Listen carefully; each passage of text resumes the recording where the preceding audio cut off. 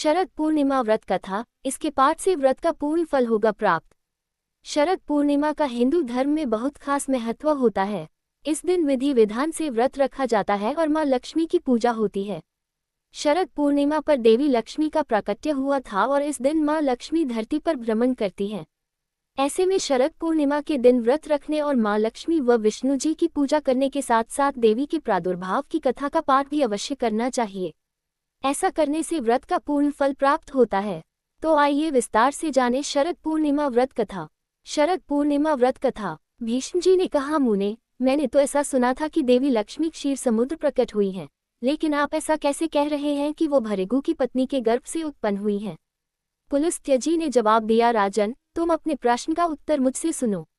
देवी लक्ष्मी के जन्म का संबंध समुद्र से है। ये बात मैंने खुद भी ब्रह्मा जी के द्वारा सुनी हुई है। एक समय की बात है जब दैत्यों और दानवों ने बड़ी मात्रा में सेना लेकर देवताओं पर चढ़ाई की थी। उस समय युद्ध के दौरान देवता दैत्यों के सामने परास्त हो गए। तब इंद्र आदि संपूर्ण देवता अग्नि को आगे करके ब्रह्मा जी की शरण में पहुंच गए।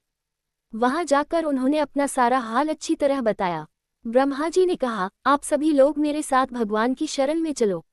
ऐसा कहने के बाद वे संपूर्ण देवताओं को अपने साथ लेकर क्षीर सागर के उत्तर तट पर पहुंच गए और भगवान वासुदेव को संबोधित करके कहा, विष्णु, शीघ्र उठ जाए और इन देवताओं का कल्याण कीजिए। आपकी सहायता न मिल पाने के कारण दानव इन्हें बार बार परास्त करते हैं। ऐसा कहने पर कमल के समान नेत्र वाले भगवान अंतर्यामी पुरुषोत्तम ने देवताओं के शरीर को अपूर्व अवस्था में देखकर कहा, देवगण, मैं तुम्हारे तेज की वृद्धि करूंगा। मैं जो उपाय बताता हूँ उसे आप लोग जरूर कीजिए। दैत्यों के साथ मिलकर समस्त प्रकार की औषधियां लेकर आओ और उन्हें क्षीर सागर में डाल दो। फिर मंद्राचल को मथानी और वासुकी नाग को नेति रसिक बनाकर समुद्र का मंथन करते हुए उससे अमृत निकालना शुरू कर दो। इसमें मैं आप लोगों की सहायता करूंगा। समुद्र का मंथन करने पर जो अमृत बाहर आएगा उसका पान करने के पश्चात तुम लोग बलवान और अमर हो जाओगे। देवाधिदेव भगवान की बात सुनने के बाद संपूर्ण देवता दैत्यों के साथ संधि करके अमृत निकालने के यत्न में लग गए। देव, दानव और दैत्य सब मिलकर हर प्रकार की औषधियां लेकर आ गए और उन्हें क्षीर सागर में डालकर मंद्राचल को मथानी एवं वासुकी नाग को नेति बनाकर बड़े ही वेग से मंथन करने लगे।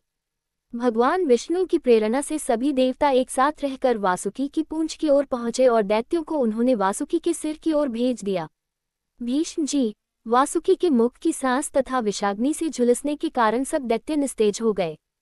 क्षीर समुद्र के बीच में ब्रह्मवेताओं में श्रेष्ठ भगवान ब्रह्मा तथा महातेजस्वी महादेव जी कच्छप रूपधारी श्री विष्णु की पीठ पर खड़े होकर अपनी भुजाओं से कमल की भांति मंद्राचल को पकड़े हुए थे और स्वयं भगवान श्रीहरि कूर्म रूप धारण करके क्षीर सागर के अंदर देवताओं और दैत्यों के बीच में मौजूद थे।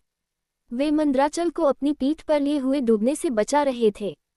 तदनंतर जब देवता और दानवों ने क्षीर समुद्र का मंथन शुरू किया, तब पहले उससे देवपूजित सुरभि कामधेनु का आविर्भाव हुआ था, जो हविष्य की दूध की उत्पत्ति का स्थान मानी गई।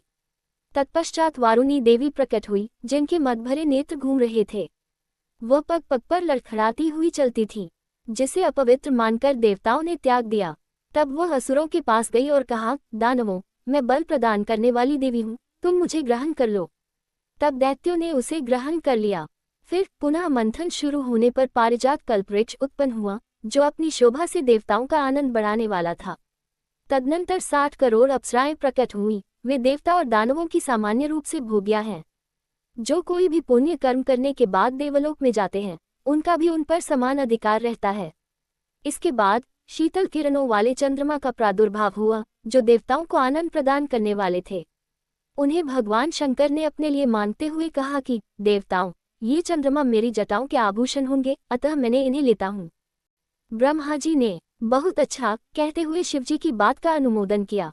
तत्पश्चात कालकूट नामक भयंकर विष प्रकट हुआ, जिससे देवता और दानव हर किसी को बहुत पीड़ा हुई।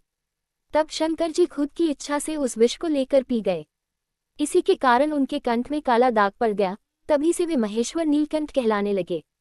क्षीर सागर से निकले हुए विष का जो अंश पीने से बच गया था, उसे नागों ने ग्रहण कर लिया। तदनंतर अपने हाथ में अमृत से भरा हुआ कमंडलू लिए धन्वंतरि जी प्रकट हुए। वे श्वेत वस्त्र धारण किए हुए थे। वैद्यराज के दर्शन से सभी का मन स्वस्थ और प्रसन्न हो उठा। इसके बाद उस समुद्र से उच्चैःश्रवा घोड़ा और ऐरावत नाम का हाथी, ये दोनों क्रमशः प्रकट हुए थे। फिर क्षीर सागर से लक्ष्मी जी का प्रादुर्भाव हुआ, जो खिले हुए कमल पर विराजमान थी और हाथ में कमल धारण किए हुए थी। उनका प्रकाश चारों ओर फैल रहा था। उस समय महर्षियों ने श्री सूक्त का पाठ करते हुए बड़ी प्रसन्नता से उनका स्तवन किया। साक्षात क्षीर समुद्र ने प्रकट होकर लक्ष्मी देवी को एक सुंदर माला भेंट में दी, जिसके कमल कभी भी मुरझाते नहीं थे। विश्वकर्मा जी ने उनके समस्त अंगों में आभूषण पहना दिए। स्नान के पश्चात दिव्य माला और दिव्य वस्त्र धारण करके जब देवी सभी प्रकार के आभूषणों से विभूषित हुई, तब इंद्र आदि देवता और विद्याधर आदि ने भी उन्हें प्राप्त करने की इच्छा जताई। तब ब्रह्मा जी ने भगवान विष्णु से कहा, वासुदेव, मेरे द्वारा दी हुई इन देवी लक्ष्मी को आप ही ग्रहण करें। देवताओं और दानवों को मैंने मना कर दिया है, वे इन्हें पाने की इच्छा नहीं रखेंगे। आपने जो स्थिरता पूर्वक इस समुद्र मंथन के कार्य को संपन्न किया है, इससे मैं बहुत संतुष्ट हूँ। ऐसा कहकर ब्रह्मा जी लक्ष्मी देवी से बोले, देवी, तुम भगवान केशव के पास चली जाओ। मेरे दिए हुए पति को पाकर अनंत वर्षों तक आनंद का उपभोग कीजिए। ब्रह्मा जी के ऐसा कहने के बाद लक्ष्मी जी समस्त देवताओं के देखते देखते श्रीहरि के वक्षस्थल में चली गई और भगवान से बोली, देव, आप कभी मेरा परित्याग न करें। संपूर्ण जगत के प्रियतम, मैं सदा आपके आदेश का पालन करती हुई आपके वक्षस्थल में निवास करूंगी। ऐसा कहकर लक्ष्मी देवी ने कृपापूर्ण दृष्टि से देवताओं की तरफ देखा, जिससे उन्हें बड़ी प्रसन्नता हुई। वहीं लक्ष्मी से परित्यक्त होने पर दैत्यों को बड़ा उद्वेग हुआ। उन्होंने झपटकर धन्वंतरी के हाथ से अमृत का पात्र ले लिया। तब विष्णु जी ने माया से एक सुंदर स्त्री का रूप धारण करके दैत्यों को लुभाया और उनके निकट जाकर बोले, यह अमृत का कमंडलू मुझे दे दो। उस त्रिभुवन सुंदरी रूपवती स्त्री को देखकर दैत्यों का चित्त काम के वशीभूत हो गया। ऐसे में उन्होंने चुपचाप वह अमृत उस सुंदरी के हाथ में पकड़ा दिया और स्वयं उसका मुंह देखने लगे। दानवों से अमृत लेकर भगवान ने देवताओं को दे दिया और इंद्र आदि देवता तत्काल उस अमृत को पी गए। ये देख दैत्य गण अलग अलग प्रकार के अस्त्र शस्त्र और तलवारें हाथ में लेकर देवताओं पर टूट पड़े, लेकिन सभी देवता अमृत पीकर बलवान हो चुके थे। उन्होंने दैत्य सेना को परास्त कर दिया।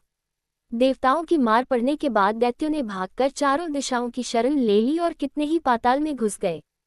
तब संपूर्ण देवता आनंदमग्न मन हो शंख, चक्र और गदा धारण करने वाले भगवान विष्णु को प्रणाम करके स्वर्गलोक में पहुंच गए। तभी से सूर्यदेव की प्रभा स्वच्छ हो गई और वे अपने मार्ग से चलने लगे। भगवान अग्निदेव भी मनोहर दीप्ति से युक्त हो प्रज्वलित होने लगे और सब प्राणियों का मन धर्म में संलग्न रहने लगा। भगवान विष्णु से सुरक्षित होने के बाद समस्त त्रिलोकी श्री संपन्न हो गई। उस समय समस्त लोकों को धारण करने वाले ब्रह्माजी देवताओं से बोले, देवगण, मैंने तुम्हारी रक्षा के लिए भगवान विष्णु को तथा देवताओं के स्वामी उमापति महादेव को नियत किया है। वे दोनों तुम्हारे योगक्षेम का निर्वाह करेंगे। तुम सदैव उनकी उपासना करते रहो, क्योंकि वे तुम्हारा कल्याण करने वाले हैं। उपासना करने से ये दोनों महानुभाव हमेशा तुम्हारे क्षेम के साधक और वरदायक होंगे। ऐसा कहकर भगवान ब्रह्माजी अपने धाम को चले गए। उनके जाने के पश्चात इंद्र ने देवलोक की राह ले ली। तत्पश्चात श्रीहरि और शिवजी भी अपने अपने धाम वैकुंठ एवं कैलाश में जा पहुंचे। तदनंतर देवराज इंद्र तीनों लोकों की रक्षा करने लगे। महाभाग, इस प्रकार लक्ष्मी जी क्षीर सागर से प्रकट हुई थी।